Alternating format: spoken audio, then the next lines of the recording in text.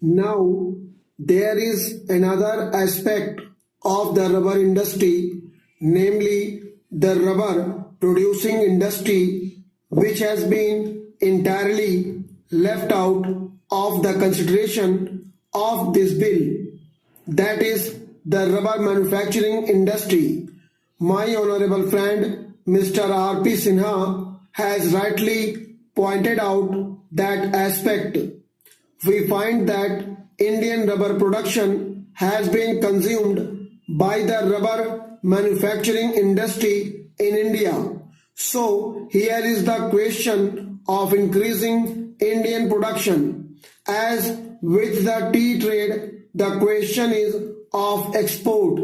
As yet, the structure of the tea trade and the trends of the tea trade are such that it is mainly dependent on export, and whenever there is any loss of export market, there is a hue and cry of a crisis. But in the case of the rubber industry, all the rubber produced in India is consumed by the rubber manufacturing industry in India. Rubber is a very important commodity, and this industry should also be developed here. There is a deficit in Indian production, so the government thinks of allowing import of rubber. If the production of rubber is increased by 27,000 tons a year, that will be consumed in India. That is all very true. So my point is that in connection with the development of the rubber industry, we cannot leave the rubber manufacturing industry out of our consideration. These are closely connected with one another. Coming to the question of rubber manufacturing industry, my friend Mr. R.P. Sinha has rightly pointed out that it is also dominated mainly by foreign companies. The rubber manufacturing industry in India produces various types of rubber goods, from tires to waterproofs and other rubber materials. They produce tires and tubes, cables, general mechanical goods, including roofing, footwear, and so on. But the predominant position in the rubber manufacturing industry is occupied by Messrs. Dunlop Rubber Company, Messrs. Firestone Tire and Rubber Company, Bata India, etc. And from the figures which have been given in the report of the Indian Tariff Board, it is seen that the average total consumption of rubber is distributed among a large number of small industries here also. The question that arises is this: how should we treat these concerns, these big, gigantic concerns? Sir, I have not studied the condition of labor in these industries of Messrs. Dunlop, Firestone and Goodyear Company.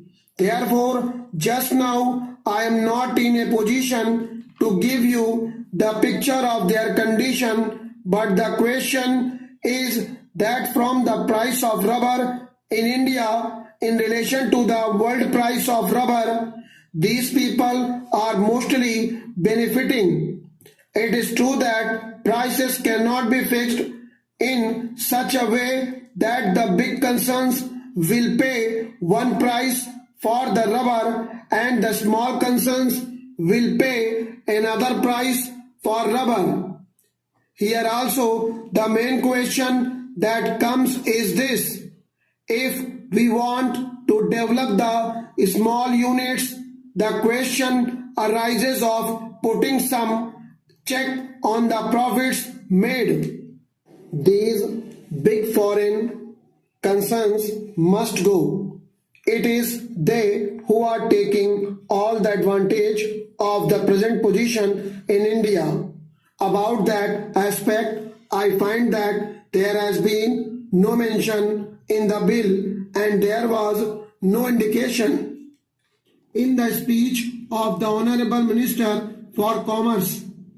Then, lastly, I would like to say that here also the government has taken the power to appoint the chairman and is going to reconstitute the board. The same remarks which I made in connection with the chairman of the coffee board are valid here.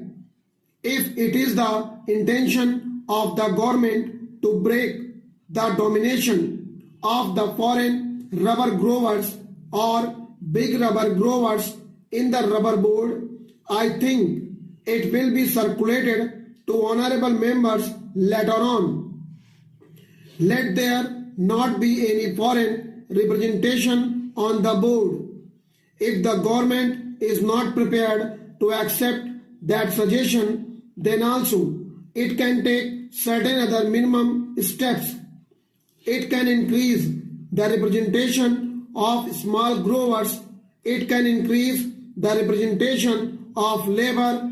The representation of small growers has been increased by 1, but the representation of labor should be increased. I do not suggest the number now. In this manner, if the government thinks that the reconstitution of the rubber board is essentially necessary in order to exercise its powers for the development of the rubber industry, then the reconstitution should be on proper lines, not simply by having a nominated chairman, not simply by indulging in eyewash activities. The government should do everything to check the big foreign interests and big growers. Mr. Vice Chairman, as has been pointed out, we have a series of similar bills. Rubber is a cash crop and therefore I think the government should be very careful to see that in fixing the price of rubber, the price of the manufactured articles is borne in mind. The honorable member who preceded me has pointed out that the rubber manufacturers are mostly foreign firms and the figures that he has given are really staggering. It has been pointed out that during the last 10 or 12 years, the profits distributed are 350%. That means the original 1 crore of rupees have received 3.5 crores of rupees as profit. It has also been pointed out that 1 crore of rupees have become 2 crores of rupees by means of bonus shares, and the market price of the shares of 2 crores of rupees is nearly 7 crores of rupees.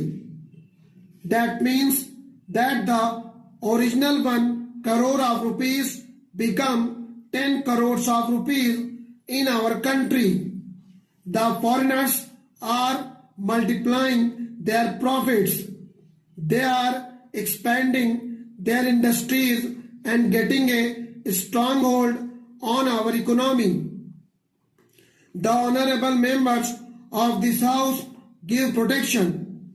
They want Indian industries to develop, but the advantage of this protection is taken by the foreigners. They set up factories in our country, and if at all some money is brought from outside, it multiplies tenfold. Stop.